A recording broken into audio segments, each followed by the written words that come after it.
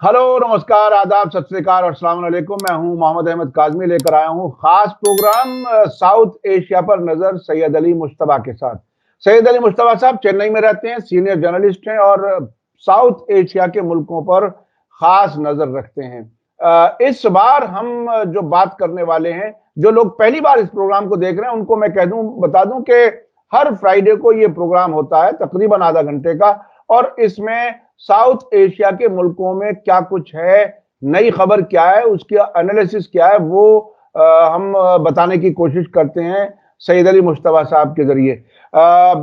आज जिन इश्यूज पर हम बात कर रहे हैं वो काफी अहम है। भारत और अफगानिस्तान के रिश्तों में भी ये काफी अहम बात हो सकती है, ऐसे वक्त में जबकि तालिबान की सरकार वहां पर है। दोनों मुल्कों के बीच डिप्लोमेटिक ताल्लुकात अब तक भी नॉर्मल नहीं है और दिल्ली में अफगानिस्तान की एम्बेसी इस वक्त बंद पड़ी है। बहुत से लोगों को तकलीफ है, लेकिन सरकारों के बीच में अभी मामला सीधे नहीं हो रहे। और यह सिर्फ भारत सरकार नहीं बल्कि दुनिया भर के मुल्क अभी तक भी तालिबान की सरकार को रिकॉग्नाइज करने में झिझक महसूस कर रहे हैं। कुछ शर्तें हैं, वो पूरी हो जाएं, शायद उसके बाद कुछ हो, या आने वाले वक्त में क्या हो, जैसे भी हालात होंगे हम आपको बताएंगे। काबुल में काउंसलर्स जो होते हैं, जो शहर की काउंसिल जो म्यूनिसिपैलिटी होती है, उसमें कुछ सिख और हिंदुओं को बाकायदा वहां सीट दी गई है। जिन इलाकों में हिंदू और सिख काबुल में ज्यादा रहते हैं, वहां उनके नुमाइंदे वही हों, ये बात तालिबान की तरफ से आई है। ये बहुत ही बड़ी बात है और इसमें पैगाम बहुत बड़ा है। इस पर हम जानेंगे क्या कुछ है। इसके अलावा अफगानिस्तान और पाकिस्तान के बीच में अफगान रेफ्यूजीज के वापसी वाला मामला एक तरह से कशीदगी उसके जरिए उसकी वजह से हो रही है।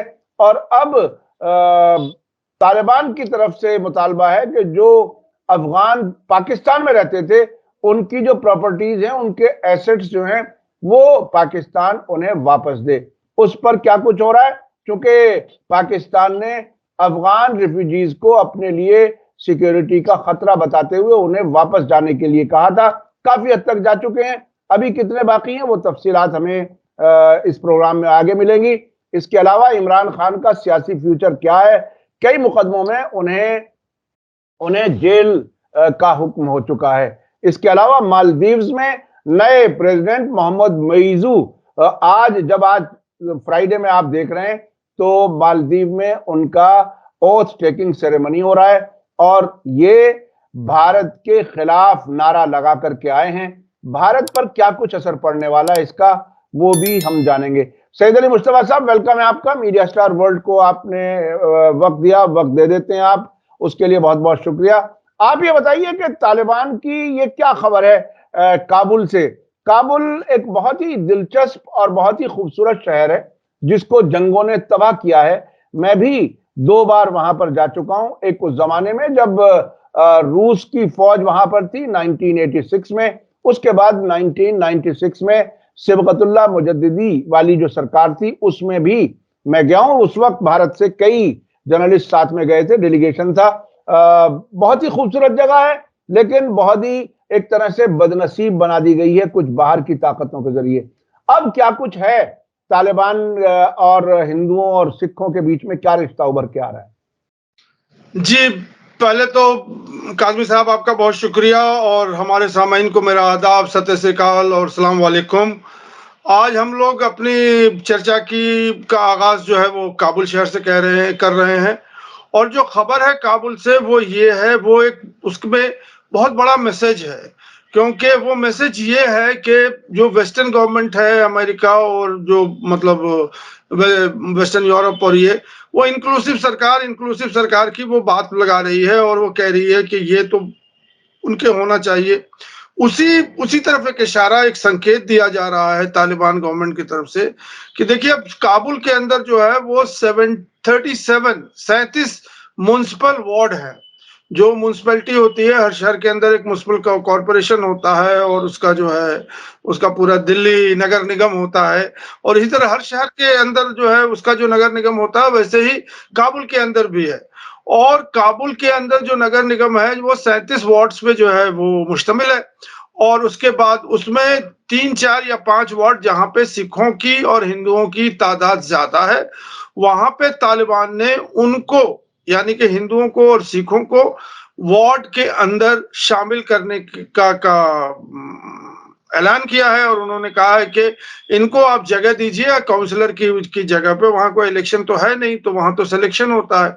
तो अब जो भी वहाँ पे बहुत छोटी तादाद में हिंदुओं की और सिखों की तादाद में वहाँ पे काबुल में लोग हैं और अभी भी रह रहे हैं और वो ज़माना कदीम से रह रहे थे और वही उनका घर है, वही उनकी जगह है, वो वहाँ की लैंग्वेज बोलते हैं, उन्हें कोई और ज़बान आती नहीं है। तो ये बहुत बड़ा संकेत है क्योंकि उनके ऊपर बहुत बड़ा मतलब एक तरह से समझ लीजिए कि उनके ऊपर ज़्यादती हुई थी।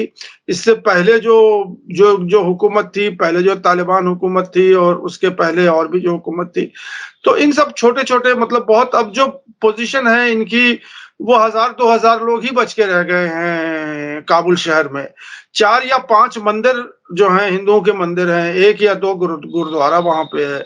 अब मैं आपको अपने सामाइन को बता दूँ कि जब ज़हीर शाह की हुकूमत थी 1960s के आस-पास 66 के वक़्त, उस वक़्त हिंदुओं की और सिखों की बहुत कसीर तादाद थी काबुल के अंदर।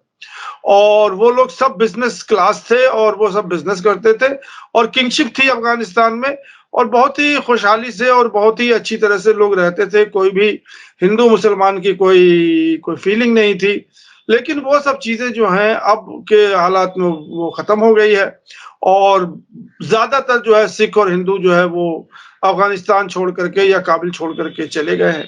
लेकिन अभी भी जो बचे हैं उनके लिए जो है ये नई जो सरकार है तालिबान की, ये सरकार जो है उनके लिए एक तोहफ़ा दिया उन्होंने कि आप आइए और अपनी भागीदारी को निभाइए और म्युनिसिपैलिटी में और वार्ड में जो है अपने आपका जो प्रॉब्लम है, जो आपकी चीज़ें हैं, जो आपका डेवलपमेंट है, रोड है, पानी है, सड़क, बिजली, मकान, ये सारी चीज़ों की समस्या को रखिए और उसको हम लोग सॉल्व करेंगे। तो ये बहुत बड़ा एक संकेत है जो उन लोग का कहते हैं कि ये इंक्लूसिव गवर्नमेंट नहीं है, इंक्लूसिव गवर्नमेंट नहीं है। जी, ये बहुत बड़ी बात है। आपने हमसे पहले भी बताया था कि तालिबान ऐसा लगता है कि काफ़ी इम्प्रूव कर रहे हैं सरकार चलाने के तौर-तरीकों में।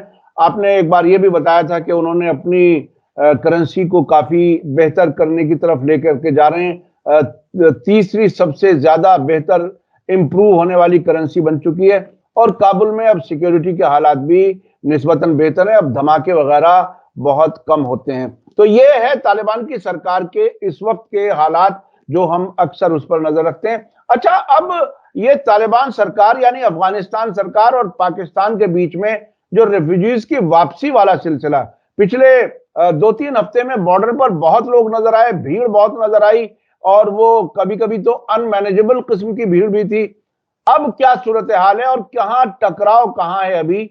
आखिर कहाँ ऐसा लग रहा है जो इस्लामाबाद और काबुल किसी ज़माने में बहुत नज़दीक हुआ करते थे, न सिर्फ ज्योग्राफियाई तौर पर बल्कि सियासी तौर पर भी ये टकराव के हालात क्यों बन रहे हैं? देखिए, अगर मैं आपके सवाल का डायरेक्ट जवाब दूँ तो वो ये है कि ये पाकिस्तान के अंदर जो है करीब-करीब 9 लाख या 10 लाख अफ़गान रिफ्यूजी हैं, जो कि अलग-अलग वक़्तों में जो है अलग-अलग टाइम फ्रेम में वो लोग अफ़गानिस्तान से पाकिस्तान में आकर के शेल्टर लिया है। वो परमानेंट नागरिक नहीं है पाकिस्तान के, वो मतलब एक रिफ्यूजी हैं। अब इनमें जो है अभी जो हाल फिलहाल में जब ये अमेरिका का ऑक्यूपेशन था और पूरी वहाँ जंग चल रही थी, तो बहुत सारे अफ़गानी जो हैं वो पाकिस्तान आ गए थे। ये लोग सब लोअर क्लास के लोग थे जो कि झुग्गी-झोपड़ियों में रहते हैं और ये मेहनतकश लोग हैं जो कि डेली काम करते हैं और उसके बाद अपनी रोटी खाते हैं। इन लोगों ने जो है अनऑथराइज़्ड जगहों पे अपना घर बना लिया था। इनके पास कोई पेपर नहीं थे और ये बस वहाँ रह रहे थे। अफ़गानी मतलब ज़ाहिर-सी बात है कि वो तो वहाँ की ज़बान जो अपनी ज़बान है वही बोलते हैं, पाकिस्तान की पंजाबी ज़बान या सिंधी ज़बान वो नहीं बोलते हैं। तो अब पाकिस्तान गवर्नमेंट ने ये देखा कि उनके यहाँ एक्चुअली जो इश्यू है वो है तहरीक तालिबान पार्टी की, टीटीपी की जो उनका मूवमेंट है, ऑर्गेनाइज़ेशन है, वो फंडेड और एडेड और अबेटेड जो है वो अफगानिस्तान के तालिबान की है, लेकिन वो काम कर रही है पाकिस्तान के सॉइल पे एज ए टेररिस्ट एक्टिविटी। वो उनका अलग मंशा है, अलग नजरिया है। वो चाहते हैं कि हम जो है वो इस्लामिक सरकार लेके आए, और ये जो डेमोक्रेटिक सरकार है इसको नहीं मानते हैं। अब इनकी टेरर एक्टिविटी बहुत तेजी से हो रही है, जिसको पाकिस्तानी गवर्नमेंट और सिक्योरिटी एजेंसी नहीं संभाल पा रही है। और उन्होंने आइडेंटिफाई किया है कि 1,70,000 के आसपास जो लोग हैं, जो अनऑथोराइज्ड लोग हैं, विदाउट पेपर्स के लोग हैं, इनको वो ये कह रहे हैं कि यही सोर्स हैं उनके जो मतलब जो टेररिज्म एक्टिविटी होती है वो इन्हीं के थ्रू होती है, क्योंकि ये बिल्कुल अनऑर्गेनाइज्ड है, इनको खाने पीने का कोई साधन नहीं है। तो कोई जो एंटी पाकिस्तानी फोर्सेस हैं वो उनको पैसे दे रहे हैं और उनके थ्रू टेररिज्म करा रहे हैं। तो पाकिस्तान गवर्नमेंट ने उनको इविक्ट करने का, उनको वापस जाने का मतलब आदेश दे दिया है। 1 नवंबर उनकी लास्ट डेट थी, और उस आदेश पे पालन भी हो रहा है और लोग जा भी रहे हैं। और बहुत सारे जो है अफगानिस्तान के लोग, उन लोगों ने उनसे कहा कि फिर से रिव्यू कीजिए, ये कीजिए, लेकिन ये सब कोई चीज हुई नहीं है। और वो जो उनकी भीड़ है वो वापस जा रही है, क्योंकि उनको बाकायदा नोटिस दे दिया गया है उन लोगों को कि अब आप इविक्ट कर दीजिए। अब इस हवाले से कराची में एक मीटिंग हुई है। केयर टेकर गवर्नमेंट के जो लोग हैं अभी पाकिस्तान के, और अफगानिस्तान के जो तालिबान हैं, वो लोगों ने कराची में मीटिंग की है, जिसमें अफगानिस्तान और तालिबान वालों ने 2 चीजों के मुतालबा किया है। एक तो उनके जो शिप के कंटेनर हैं जो कि अफगानिस्तान से आए थे, अभी कराची पोर्ट में पड़े हुए हैं, उनको वो ये कह रहे हैं कि आप हमें वापस कर दीजिए, ये अफगानी कंटेनर हैं, इनको आप वापस कीजिए, जिनकी तादाद हजारों में है। तो उसका मुतालबा उन्होंने किया है। दूसरा उनका मुतालबा है अफगानों का या तालिबान का, कि हमारे जो एसेट्स हैं, जो अफगान जा रहे हैं यहाँ से, उनके जो एसेट्स हैं वो हमें वापस कर दीजिए। तो ये जो 2 चीजें हैं, इनका मुतालबा हुआ है। इस पे पाकिस्तान ने कोई अपना रद्दअमल नहीं दिया है, और आगे क्या होगा फिर हम लोगों को मालूम होगा तो बताएंगे आपको। लेकिन ये जो चीजें हैं ये बड़ी कशीदगी का रुख अख्तियार कर रही है, क्योंकि हामिद करजाई के टाइम में या फिर उसके बाद गनी साहब जब थे, उस टाइम में तो अफगानिस्तान जो है बहुत ही मशकूर थे, मामूद थे पाकिस्तान के, कि इतने बड़े रिफ्यूजी को आप रखे हुए हैं और उनको खिला रहे हैं, आप उनको शेल्टर दिए हुए हैं, ये किए हुए हैं। तो उस बात पे हमेशा जो है वो मतलब पाकिस्तान की वाहवाही करते थे। अब ये ऐसा टाइम आ गया है कि जबकि अफगानिस्तान ने बड़ा कड़ा रवैया रुख किया है, और वो भी रुख उस टाइम किया है कि जबकि केयर टेकर गवर्नमेंट चल रही है यहाँ पे, मतलब ये गवर्नमेंट तो कुछ दिनों के बाद खत्म हो जाएगी या चली जाएगी। तो ये बड़ी चीज है, जिसमें अफगानिस्तान के जो सब्कुतुल्लाह मुजाहिद हैं, जो कि फॉरेन अफेयर्स देखते हैं, उन्होंने पाकिस्तान को कहा है कि ये जो आपके यहाँ टेररिज्म हो रहा है वो अपने गिरबान में आप झांक के देखिए कि वो क्यों हो रहा है। आप पठान को और अफगान को और ये हमारे तालिबान लोगों को जो है और के ऊपर ब्लेम ना करें। तो ये सब स्टेटमेंट्स आ रहे हैं वहां से। अब देखिए आगे क्या होता है। हम लोग जब कराची से हमारी बात हो ही रही, तो कराची के आसपास पिछले दिनों चीन और पाकिस्तान की कोई एक्सरसाइज हुई है, जो हमारे भारत के गुजरात से और बंबई से बहुत ज्यादा दूर नहीं है। वो क्या कुछ है? क्योंकि चाइना भारत को कई जगहों पर बेचैन करने का इंतजाम किए हुए है। ये क्या है? ये क्या पहली बार ऐसी हुई है या अक्सर होती है? क्या कुछ है ये जो कराची में अब हुई है? नहीं, ये एक्चुअली क्या है, ये एक नॉर्मल रूटीन नेवल एक्सरसाइज है जो कि कंट्री और कंट्री के बीच में होती है। ये नेवल एक्सरसाइज इस बार जो है कराची के कोस्ट पे हुआ है। अब पाकिस्तान का तो ये है कि कोस्ट लाइन बहुत छोटा ही है, मतलब जो इंडिया के कंपेयर में, तो वो उनका जो कोस्ट लाइन है उसका सबसे बड़ी जगह है वो कराची है। इंडिया के लिए जो है वो बहुत बड़ा उसका कोस्ट लाइन है, और सारे जो यहाँ के एक्सरसाइज होते हैं, मालाबार एक्सरसाइज जो इंडिया के इंडियन ओशन में होते हैं, तो वो तो अंडमान एंड निकोबार के आइलैंड्स में होते हैं और ये होते हैं। तो ये जो कराची का एक्सरसाइज है वो नेवल एक्सरसाइज है। इसका जो इम्पोर्टेंस ये है कि इसमें बड़े सोफिस्टिकेटेड और बहुत ही लेटेस्ट जो नेवल हथियार हैं और उनके सबमरीन्स हैं। हालांकि किसी ने बताया कि न्यूक्लियर सबमरीन है, लेकिन किसी बात की याद है कि वो न्यूक्लियर सबमरीन को यूज नहीं किया उन्होंने। ये तो एक्सरसाइज होता है, और एक्सरसाइज का मतलब ये होता है कि जो आर्मी या जो नेवी के लोग हैं वो वॉर प्रिपरेटनेस पे रहें। क्योंकि वॉर तो होता नहीं है। वार तो मतलब कभी-कभी तो बहुत से फौजी जो हैं वो रिटायर हो जाते हैं, कभी वॉर देखा ही नहीं है उन्होंने, फ्रंट पे गए ही नहीं है। लेकिन इसका ये मतलब तो नहीं है कि वो मतलब उनकी तैयारी नहीं होती है। तो उसमें ये होता है इसमें कि उनकी एकदम बिल्कुल वॉर प्रिपेयर्डनेस है कि अगर वॉर अभी हो जाता है, तो उनको फिर ट्रेनिंग के जॉब का टाइम उनको थोड़ी मिलता है, उन्हें तो वॉर में कूदना पड़ेगा। तो ये बड़ा ही एक दिलचस्प एक्सरसाइज हुआ था, जिसपे सारे इंडिया के जो सिक्योरिटी फोर्सेस हैं या खासकर जो नेवल लोग हैं, उन्होंने इस पे काफी नजर रखी थी।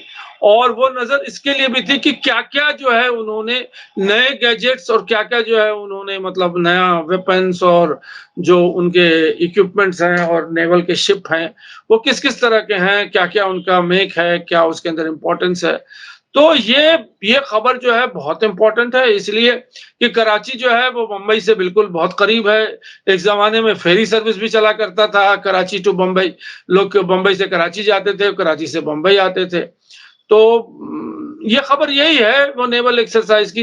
लेकिन इससे कोई सिक्योरिटी, इंडिया को कोई सिक्योरिटी का खदशा नहीं है। वो इंडिया भी जो है वो बम्बई के आसपास या वहाँ के जो जो इंडियन ओशन की है, वहाँ पे वो भी जो है मतलब ये सारे नोटिफिकेशन होते हैं पहले से, मतलब महीनों पहले वो बता देते हैं मुल्कों को कि साहब हम लोग ये एक्सरसाइज करने वाले हैं। ये कोई अब्रप्ट कोई ऐसी बात नहीं है, ये रूटीन एक्सरसाइज है।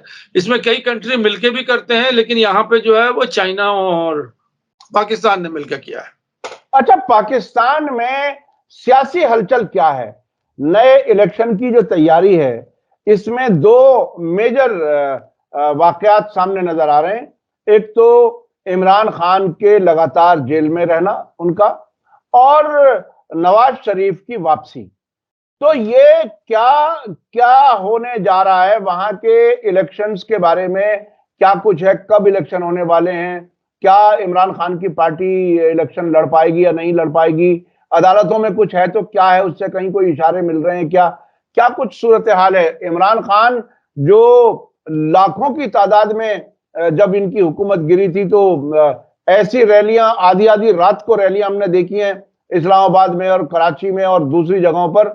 अब ये क्या बिल्कुल अमेरिका जिसके पीछे पड़ता है वो ऐसे ही जेलों में सड़ा देता है?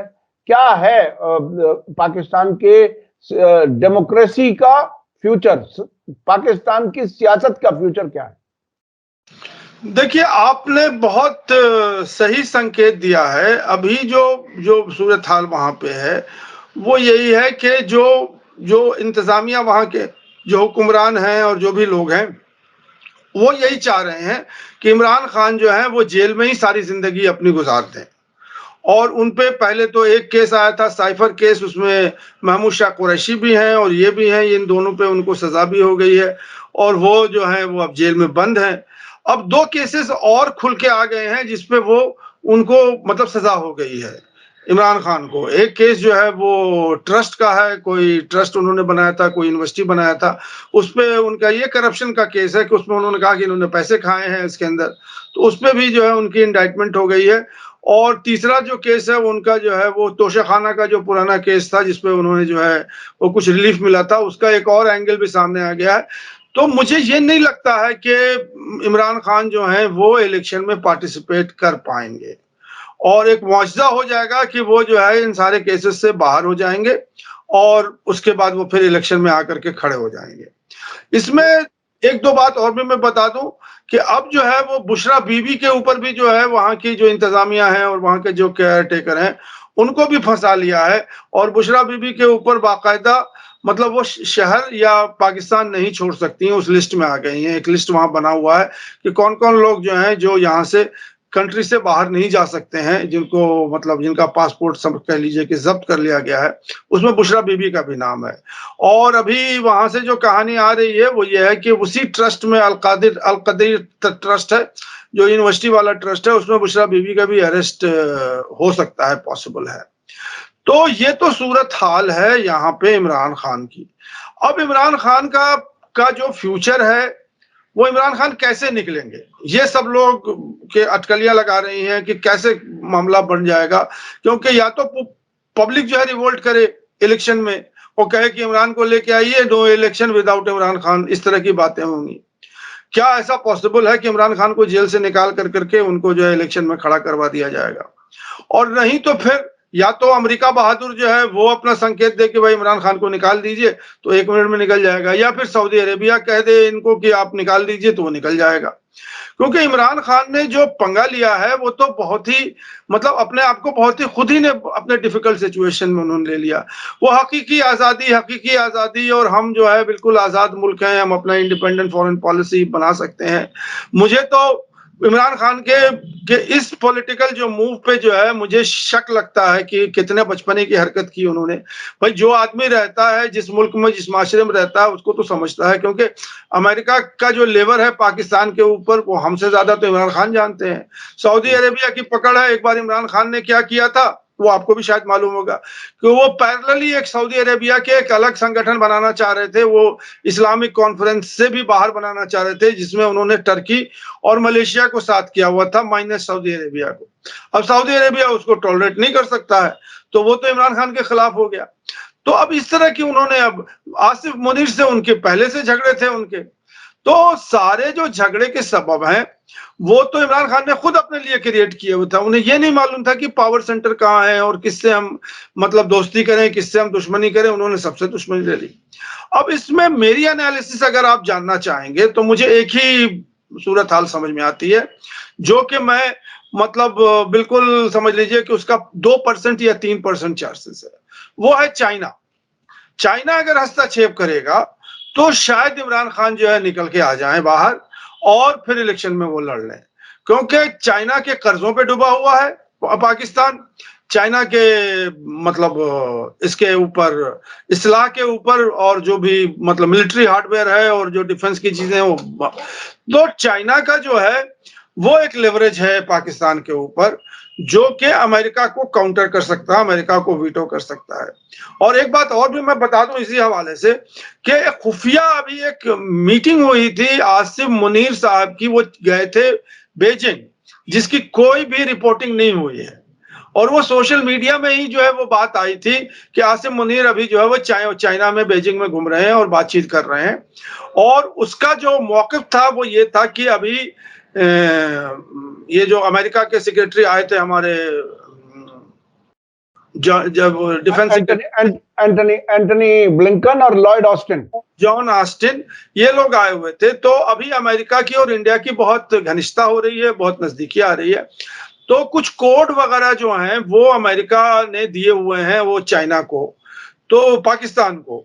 तो पाकिस्तान उससे हटना चाहता है, वो मिलिट्री अरेंजमेंट है और चाइना से वो लेता है, क्योंकि अगर जो चाइना अमेरिका ने दिया है पाकिस्तान को तो हो सकता है कि वो कोड जो है वो इंडिया को दे दे। तो इसलिए आसिफ मुनीर जो है वो गए थे बीजिंग और इस बात को वो चाह रहे थे कि हम जो है वो चाइनीज पाकिस्तान अमेरिकन उससे जो है वो निकल करके चाइना के का जो मिलिट्री मतलब वो है उसके ऊपर हम ज्यादा आश्रित करें, ना कि अमेरिका के ऊपर आश्रित करें।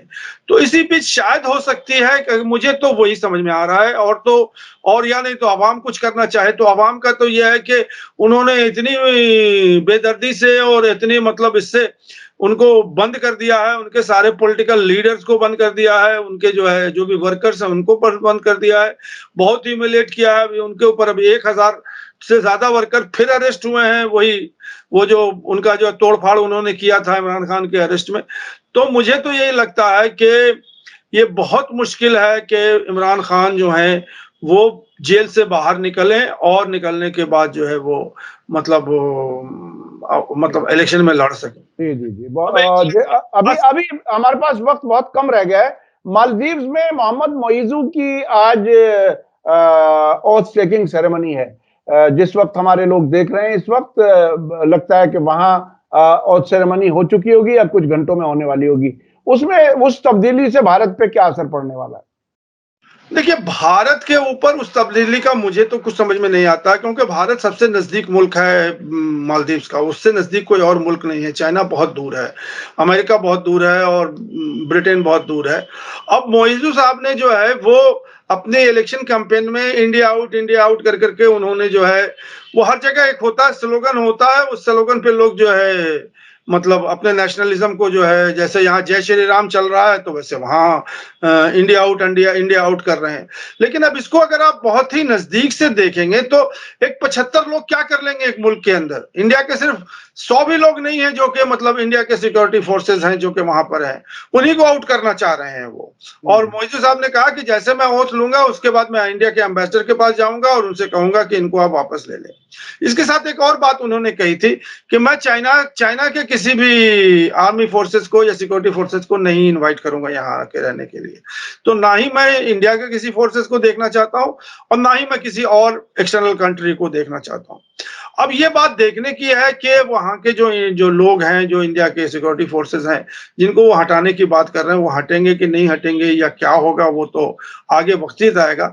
लेकिन मुझे यही लगता है कि इंडिया से बेहतर उनके यहाँ अगर कोई क्राइसिस अगर हो जाता है तो इंडिया ही जो है वो, अभी एक उनका टैंकर ब्रस्ट हो गया था तो इंडिया के ही सिक्योरिटी फोर्सेस गई थी तो उनको जो है वो पानी वगैरह सप्लाई किया था। पहले कू हो गया था, उसमें भी इंडिया ने जो है ऑपरेशन किया था और वहां पे वो गयूम साहब को ये किया था। तो मुझे तो वो एक बड़ा बचपना लगता है उसमें, इंडिया आउट करके के उन्होंने जो है वो अपना कैंपेन बना दिया और अपना इलेक्शन जीत लिया।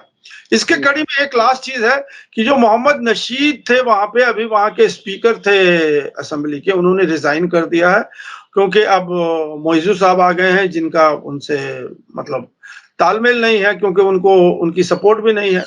और मोइजू साहब जो है वो अभी कुछ वक्त तक जो है वो जो प्रो इंडिया जो उनकी कैबिनेट है और जो पहले थी सोले साहब की, उस वही चलेगी, क्योंकि अभी उनको पूरे कैबिनेट को और सब चीज को फिर से लाने में करीब 6 महीने लग जाएंगे। अभी तो सिर्फ प्रेसिडेंट का नॉमिनेशन होगा, तो अभी वो इंडिया आउट वाली जो मामला है वो जाके लेके जाएंगे। अब देखिए अगले खबर में या जब भी खबर में इंडिया आउट होती है कि नहीं होती है वहां से, इसके ऊपर तो कोई कमेंट कर ही नहीं सकते। सियासी लोग इलेक्शन जीतने के लिए कुछ स्लोगन्स लेकर के आते हैं। आपने कहा कि नेशनलिज्म इस तरह से उठा करके लाते हैं, लेकिन एक मुझे याद आ रहा है इस वक्त बीजेपी के लीडर वेंकैया नायडू, वाजपेयी जी की सरकार थी और उस जमाने में कुछ मीडिया के लोग, मैं भी ब्रीफिंग में जाता था अक्सर बीजेपी कांग्रेस दोनों तरफ, तो कुछ मीडिया के लोगों ने किसी सवाल पर उलझाने की उन्हें कोशिश की तो उन्होंने एक बहुत दिलचस्प बात बताई कि देखो पॉलिटिक्स में एक गोल्डन रूल यह है, realism while in power, populism while in opposition. तो ये इस किस्म के नारे सियासी लोग लगाते हैं, आखिर में क्या कुछ कर पाते हैं ये आने वाला वक्त बताएगा। मालदीव के जो प्रेसिडेंट बने हैं क्या वाकई वो भारत को आउट कर पाएंगे, ये आने वाला वक्त बताएगा। बहुत बहुत शुक्रिया जनाब सैयद अली मुस्तफा साहब, आप हमें वक्त दे देते हैं उसके लिए शुक्रिया। इसी के साथ मुझे दीजिए इजाजत, धन्यवाद, शुक्रिया, जय भारत, जय हिंद। मीडिया स्टार वर्ल्ड के और वीडियो देखने के लिए हमारे चैनल को सब्सक्राइब करें और सीधे नोटिफिकेशन पाने के लिए बेल आइकन दबाएं। और अगर हमारी खबर सच्ची और अच्छी लगे तो अपने व्हाट्सएप, इंस्टाग्राम, फेसबुक और ट्विटर अकाउंट पर जरूर शेयर करें।